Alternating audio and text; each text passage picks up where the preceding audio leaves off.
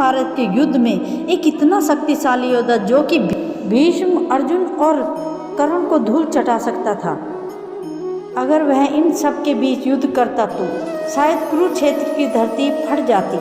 तो आइए जानते हैं, जब कर्ण को सबने शिक्षा देने से मना कर दिया, यहाँ तक कि गुरु द्रोण ने भी, तब कर्ण ने परशुराम जी से अपना गोत्र धर्म छुपाकर शिक्षा प्राप्त की।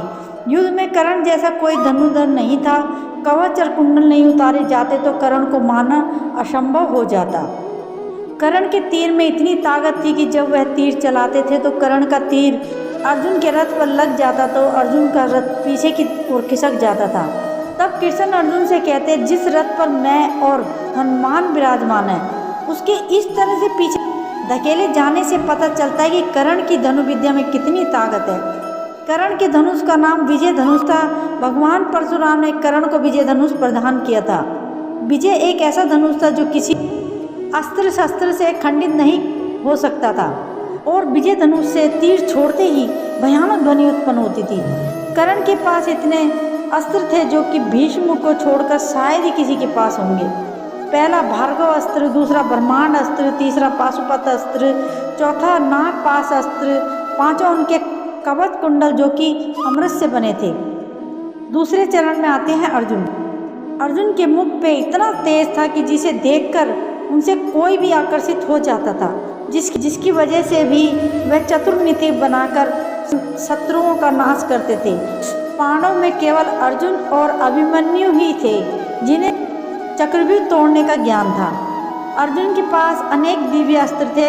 अर्जुन के बाण के साथ साथ उनके हाथों में भी बहुत ताकत थी। जब अर्जुन अपने धनुष से युद्ध में बाण चलाते थे तो बादल गरजने लगते थे। अर्जुन के धनुष का नाम गांडीव था। गांडीव धनुष में इतनी शक्ति थी कि उसे कोई भी अस्त्र नष्ट नहीं कर सकता था। तीसरे चरण में आते हैं भीष्म पितामह। वह एक ऐसे महायोद्धा थे जिनसे देवता भी टकराने से डरते थे, जिन्होंने भगवान परशुराम से भी युद्ध किया था और उन्हें रोकने के लिए स्वयं महादेव को आना पड़ा था। उनमें इतनी शक्ति थी, उन्होंने अपने से भीम को भी दूर फेंक दिया था। उनके पास अनेक दिव्य अस्त्र थे।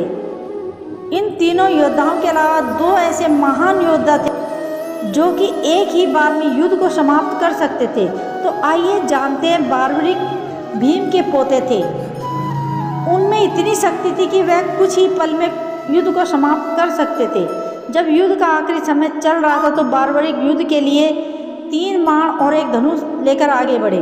तभी श्री कृष्ण भगवान ने वेश बदलकर उनसे पूछा तो उन्होंने बताया कि एक बाण से वह पूरी सेना का विध्वंस कर सकते हैं और कहा कि युद्ध में जो हार रहा होगा मैं उनकी तरफ से युद्ध करूंगा, उनका साथ दूंगा।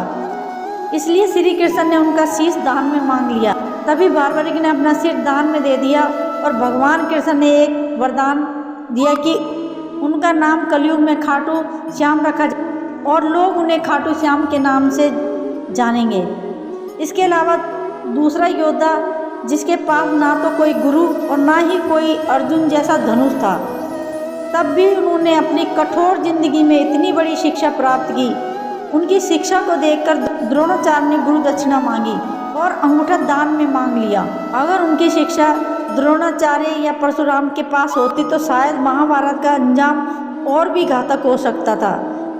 हमारे और भी ऐसे फैक्ट जानने के लिए हमारे चैनल को सब्सक्राइब करें और वीडियो को लाइक करें और कमेंट करके ज़रूर बताएं कि आपको वीडियो कैसा लगा। Thank you so much.